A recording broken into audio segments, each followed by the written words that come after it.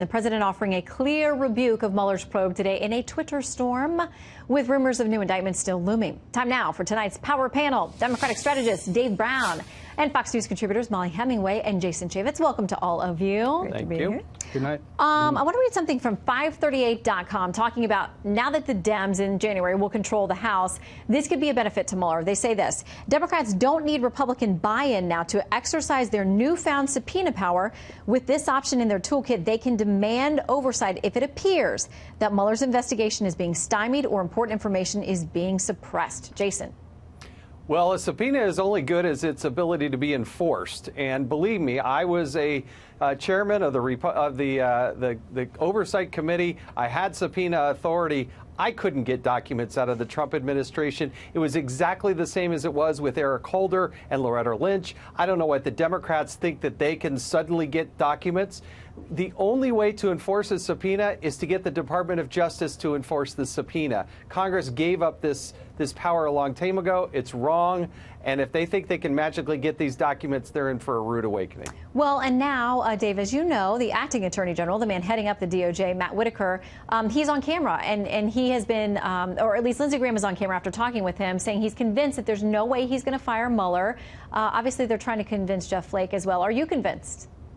No, I'm not. And look, I mean, the very easy solution here is for Leader McConnell to bring Senator Flake's bill to the floor and allow a clean vote in the United States Senate on a bill to protect the investigation. And I've yet to hear a compelling, persuasive argument why on earth Republicans and Democrats wouldn't want to do that. I think it's probably safe to say that most members of Congress in the House and the Senate understand the importance at this point of allowing the special counsel's investigation to conclude and continue and ultimately conclude unfettered.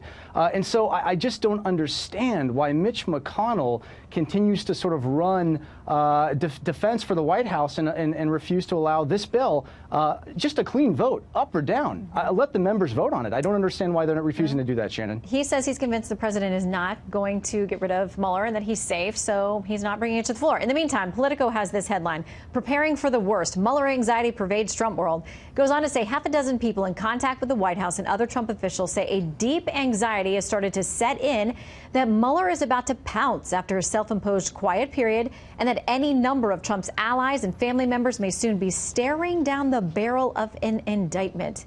Molly, we don't have names for those half a dozen people, but what do you make of that speculation? Well, it's just good to remember that even though we don't know a lot about the special counsel's scope, we don't know what the limits of his investigation are, and it would be great if the Senate or the House were able to get that information and share it with the American people. That would seem to be more important than somehow protecting the special counsel. We do have this, we have seen for a while now that while the special counsel, which was set up to investigate treasonous collusion with Russia to steal an election, hasn't found anything of that nature at all, but it has found a couple Russian trolls doing Facebook memes, and then it's wrapped up a ton of Trump associates on process crimes, things that Hillary Clinton and her people, when they were caught up in those in sort of similar things, lying to the FBI or making false statements, they didn't even bother prosecuting them. When it comes to Trump affiliates, Mueller has shown himself to be very tenacious, and so I wouldn't be surprised if he had some more things coming. The question is, again, what happened to treasonous collusion with Russia to steal an election? If this is just a political prosecution to go after anybody who was friendly with Trump,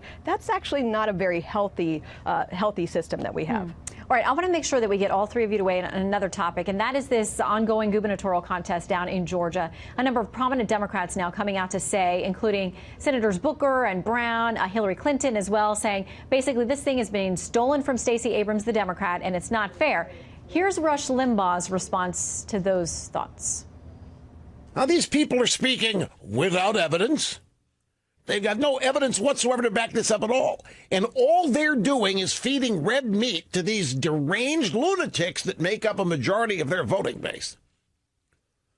So Republicans are illegitimate. Republicans never win. Every Republican victory is unjust and immoral and should not count. This is a dangerous thing.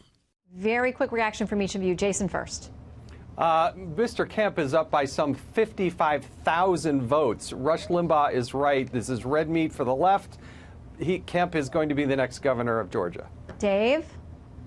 He may be the next governor of Georgia, but his legacy as Secretary of State will be insidious voter suppression. I mean, this is a man who has dedicated his role in government to make it harder for people to cast lawfully, illegally cast votes. That's disgraceful, and frankly, I think it should be disqualifying. That is it should so be disqualifying. That is not Jason, 1.5 million people were cut off from being able to vote this cycle He's because required they didn't by vote. law in odd Jason, number years to do fine. that. Then let's try 53,000 people who were bumped. By the way, 70% of whom are African American because their names didn't match across databases. Okay, You're a former congressman. You tell me if government databases should be counted in terms of getting our names right. First of all, the Supreme Court earlier this year ruled that Ohio could purge people off if they did not answer questions about their status, if they didn't vote in a number of elections. That's a lot of the same thing as happened in Georgia. The Supreme Court upheld that. But Molly, quick final word to you. Just calling for election integrity is good. I'm struck by how many Democrats are saying, again, without evidence, that this election is invalid.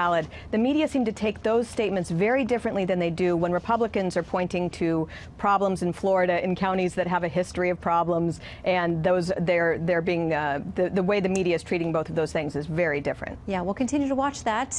Dave, Molly, Jason, thank you all. Thank you. Thanks, Shannon.